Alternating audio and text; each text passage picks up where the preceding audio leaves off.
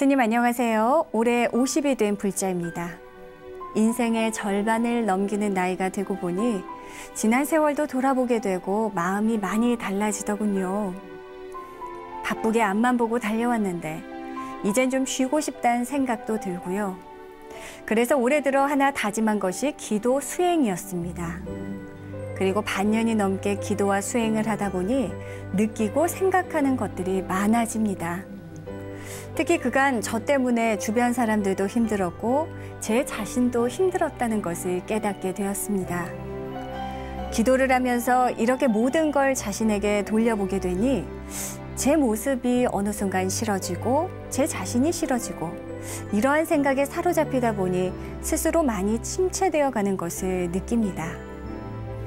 살아온 나를 되돌아보고 나 자신을 돌아보는 것도 좋은데 이렇게 내 자신이 싫어지고 미워지는 마음이 생기니까 제가 기도를 제대로 하고 있는 것인가? 이렇게 기도를 하다 보면 오히려 스스로를 망치게 되는 것은 아닌가 의심을 하게 됩니다. 스님, 기도를 하면서 스스로를 원망하고 미워하게 되는 마음은 어떻게 다스리면 좋을까요? 스님의 귀한 말씀 듣고 싶습니다. 충분히 있을 수 있는 일이라 생각이 듭니다, 스님.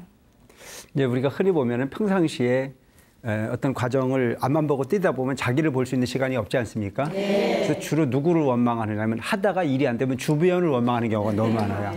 세상을 잘못 만나서 공부를 못하면 선생님을 잘못 만나서 뭐 모든 부분 다 원망을 하는 것이 일상적인 어떤 모습일 수 있지 않습니까? 그런데 이제 정말 기도를 해서 이렇게 사는 모습을 보면 그 기도라는 자체는 바깥 관계에 끄들리는 것이 아니고 나를 객관해서 나를 관조하는 거거든요. 네. 그래서 나를 관조해서 보면은 내가 참 나를 바라다 보면 웃길 때가 있잖아요. 네. 내가 이 말 안 해도 되는데 이 말 왜 했을까?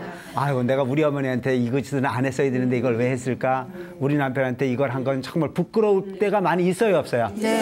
그냥 맞부딪혀 있을 때는 내가 옳다고 그냥 죽으라고 싸웠는데 내가 뚝 떨어져서 나를 보면 참 부끄러울 때가 많지 않습니까? 네. 이게 보면 나를 관조하는 부분이 힘이듯이 기도라고 하는 부분은 바로 나를 객관해서 나를 관조할 수 있는 시간을 갖게 되거든요. 그럼 내가 미워질 수밖에 없잖아요. 아이고 이 바보야. 아이고 그것밖에 안 돼. 이런 부분을 보면 이미 나를 아는 존재가 되는 부분이고 나를 진정 아는 부분이 됐을 때 그것이 뭐가 되냐면 참회가 되는 거거든요. 그래서 미움의 과정이 끝나고 나면 그 끝나고 난 이후에는 진정한 나를 만날 수 있는 거거든요. 그럼 내가 고칠 수 있는 부분이 있다는 자체는 희망이 있다는 얘기입니까? 없다는 얘기입니까? 있다는 얘기거든요. 희망이라고 하는 부분이 참회라고 하는 부분은 사실은 보면 나를 고친다는 얘기예요.